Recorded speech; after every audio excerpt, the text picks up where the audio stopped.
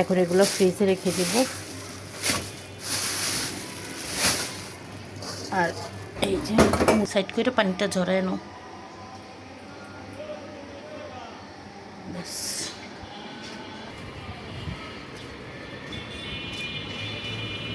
কাঠবাদাম গাছটাকে এখানে নিয়ে আসছি, এই গ্রিলটার সাথে লোহাটার সাথে বাইন্ধা দিব। এটা শুধু পড়া যায় বৃষ্টি আসলে, একটু হালকা বাতাসে। দাও আমার কাছে যা।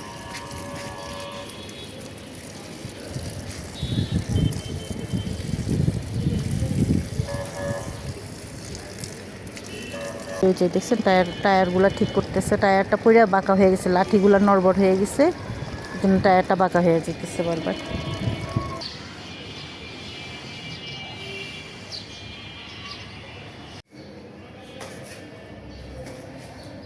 মুরগির মাংস বাইর করছি, এগুলা ঈদের আগে রোস্টের সাইজ করে কাটা হয়েছিল। তো যতটুকু রোস্ট রান্না করছি, বাকি যেগুলো আছে এগুলো এখন ছোট ছোট পিস করে আজকে রান্না করব।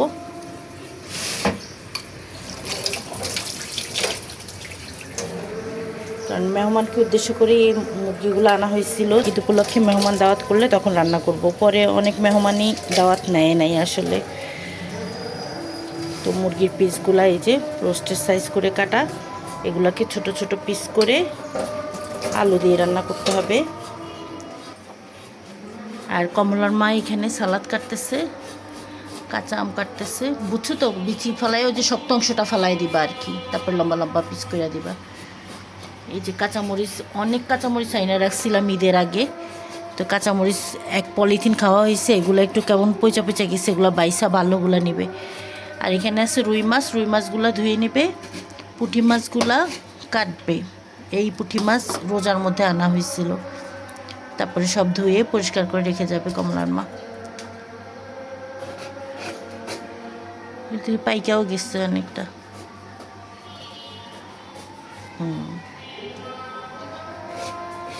কি ঘ্রাণ বেরিয়েছে দেখছো, কিন্তু অনেক টক। একটা ছোট পিরিজে দাও, দাও এটাতে দাও, ধুয়ে নাও।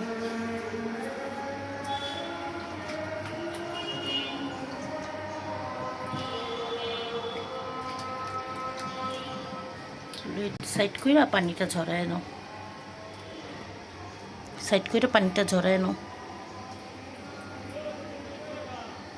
ব্যাস,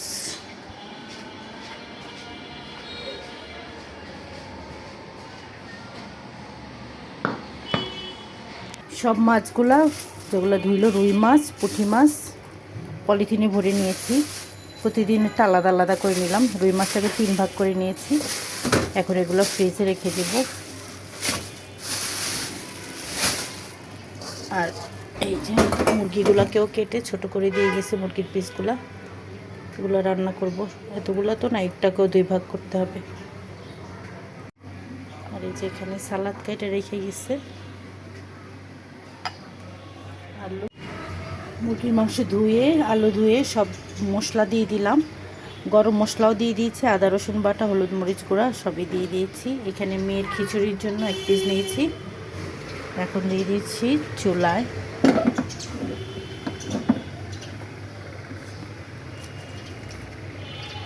তেলও দেওয়া আছে, একটু মিক্সড করে দিয়ে বসে থাকুন।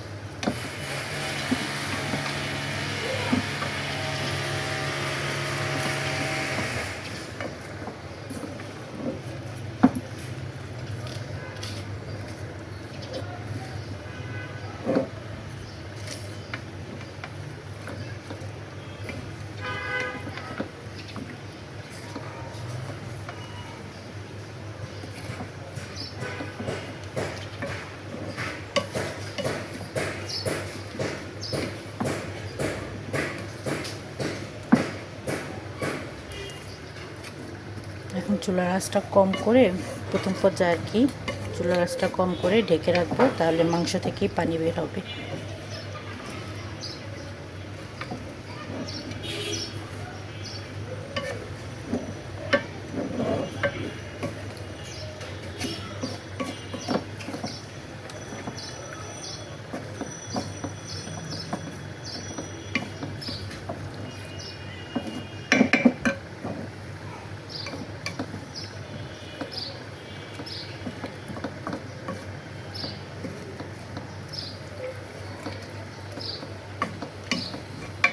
ঢেকে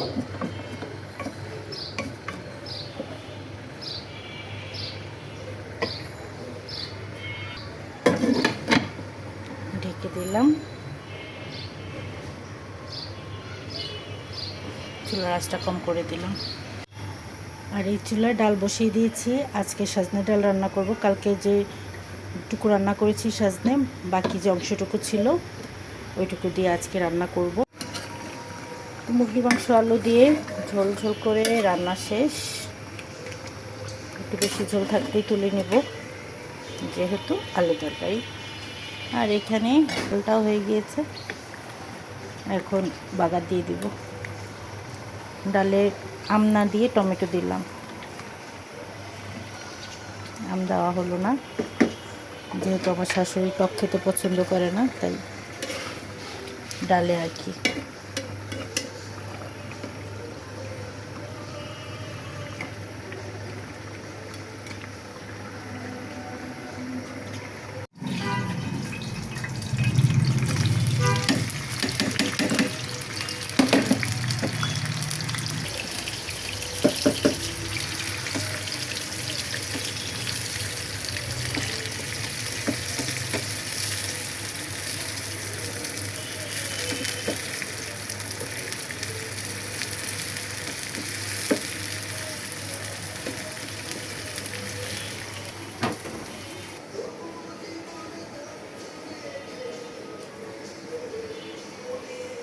বনাম মিতি আনছিল ওই দিন,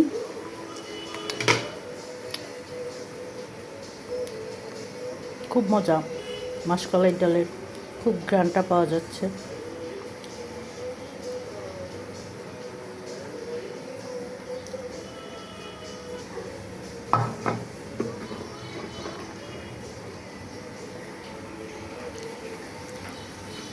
ছেলে কাঁচা আম দিয়ে মরিচের গুঁড়া দিয়ে খেয়েছে।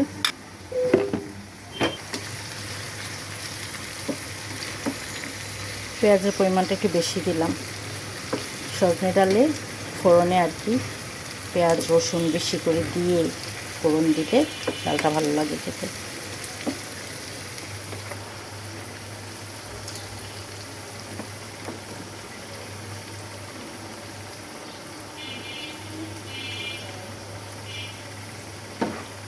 আজকে ডালটা আগে ঘুটে নিয়েছি, ঘুটে তারপরে সজনে দিয়েছি। তা নাহলে সজনে সেদ্ধ হওয়ার পরে ঘুটলে ডাল ভালো হয়, মানে ডালটা ভালোভাবে ঘুটা গেলেও সজনেগুলো ভেঙে যায়।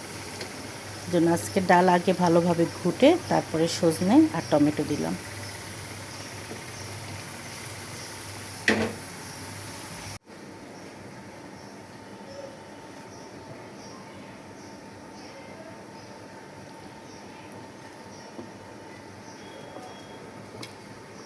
একবারে অনেক মিষ্টি খাইতে পারি না, আমি একটু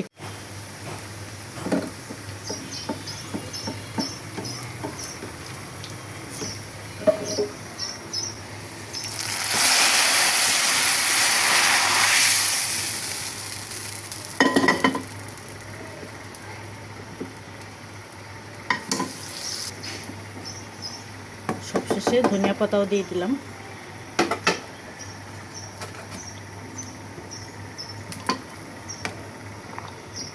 তো হয়ে গেল সজনে দিয়ে টমেটো দিয়ে ডাল। বাগার দেওয়ার পর যে কি সুন্দর একটা ঘ্রাণ বের হচ্ছে।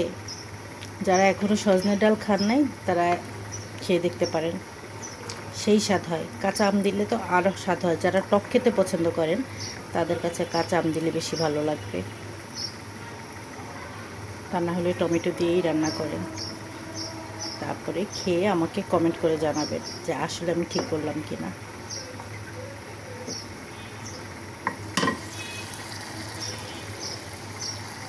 এই সন্ধ্যাবেলায় আপনাদের ভাইয়া আর আমি ছাদে উঠতেছি।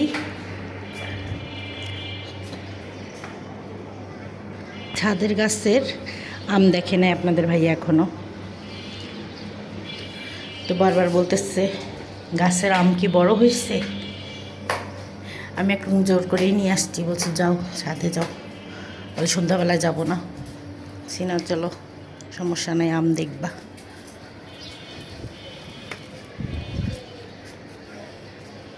ওই যে আম দেখতে আসছে। প্রায় সন্ধ্যা হয়ে গেছে।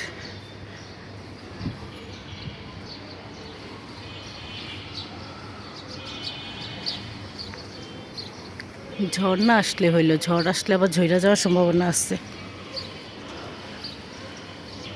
কিছু আম একদম ছোট ভিতরে, দেখছো আম দেখছো? গাছের প্রথম ফল না, এই ছোট কতগুলো আবার ঝইরাও গেছে। একটা একটা কতগুলো না, একটা ঝরছে। বেশি ছোট, ছোট বড় মিলানো। ওই ভিতরে একটা দেখো কত বড় হয়েছে।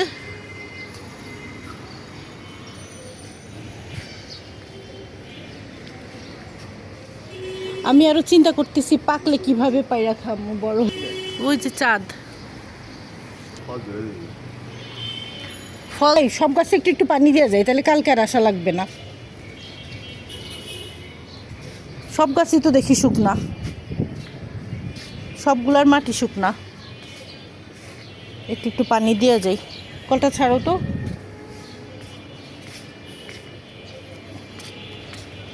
আমি ছাড়ি। সব গাছের মাটি শুকনা। আমি আর ভাবছি আজকে পানি না দিলে হইব, কিন্তু পানি তো দিতে হইব। এই যে এখানে একটা ফল ধরছে, 3 ফল, ইন্ডিয়ান 3 ফল, ডুমুর, ইন্ডিয়ান ডুমুর, অনেক মিষ্টি।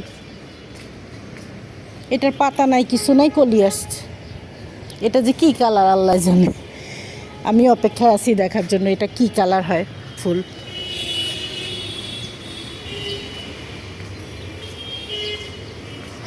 আল্লাহ, সব গাছের মাটিগুলা শুকনা।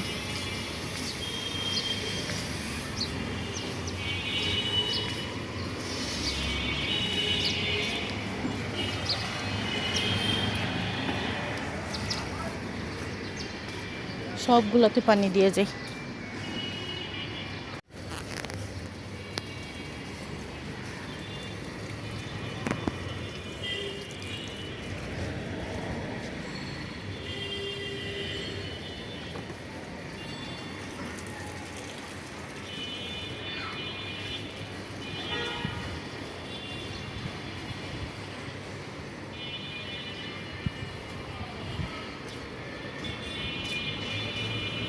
কাঠবাদাম গাছটাকে এখানে নিয়ে আসছি, এই গ্রিলটার সাথে, লোহাটার সাথে বাইন্ধা দিব। এটা শুধু পড়া যায়, বৃষ্টি আসলে একটু হালকা বাতাসে। এই জন্য এটাকে ওই সাইড থেকে, ওখানে ছিল, ওখান থেকে এখানে নিয়ে আসছি।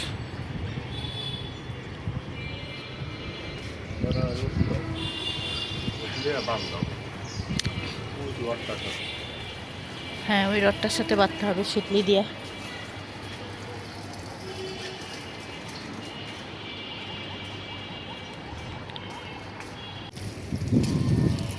দাও আমার কাছে যাও।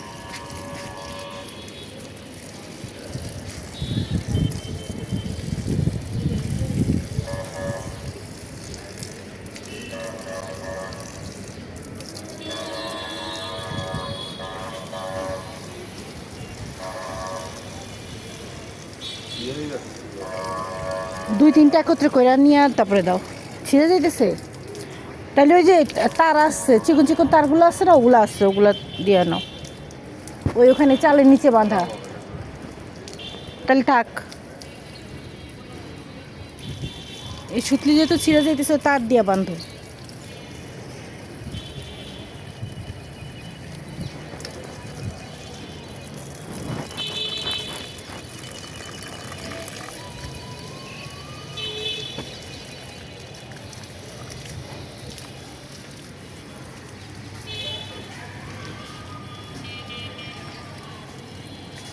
সন্ধ্যাবেলা চারদিকে পরিবেশ কত সুন্দর, দোকানপাটেও লাইট জ্বলতেছে। দেখেন চারটা, এই সময় চারদিকে পরিবেশ অনেক সুন্দর।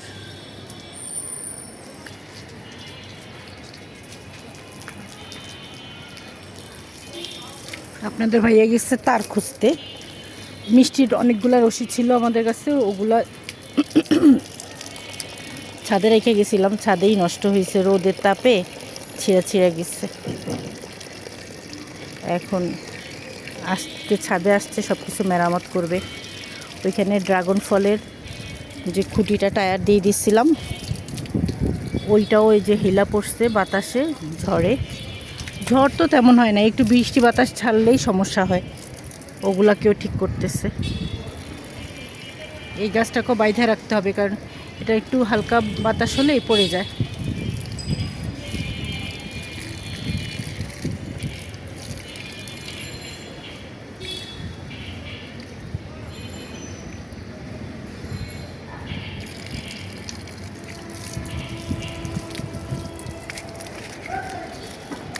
আমি এসে তো আসলে শুধু পানি দিয়ে যাই, আমি ছাদে তেমন কোনো কাজ করতে পারি না, সময় নিয়ে উঠতে পারি না আর কি। ছাদে এত তাড়াহুড়ায় কোনো কিছু পানি দেওয়া ছাড়া, তাও পানি দিতে দিতে আজান দিয়ে দেয় অনেক সময়, কিছু করতে পারি না।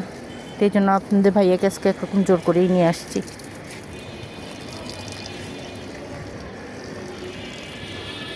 যে টুকিটাকি ওই যে দেখছেন টায়ারগুলো ঠিক করতেছে। টায়ারটা পড়ে বাঁকা হয়ে গেছে, লাঠিগুলো নড়বড় হয়ে গেছে, কিন্তু টায়ারটা বাঁকা হয়ে যেতেছে বারবার। আর এই গাছটা তো বাঁধবে, এটাকে তো বাঁধতেই হবে, তা নাহলে এটা এই মালটা গাছের মধ্যে পড়ে মালটা গাছের ডাল ভাঙবে।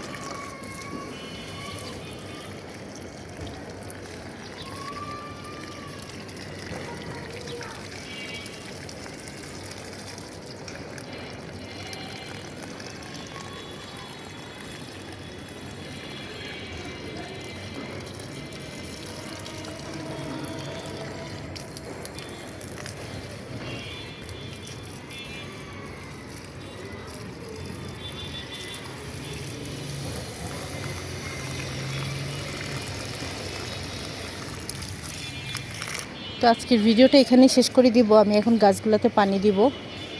পরবর্তী আরও একটা ভিডিও নিয়ে দেখা হবে। সে পর্যন্ত সবাই ভালো থাকবেন আর আমার চ্যানেলের সাথেই থাকবেন। আল্লাহ হাফেজ।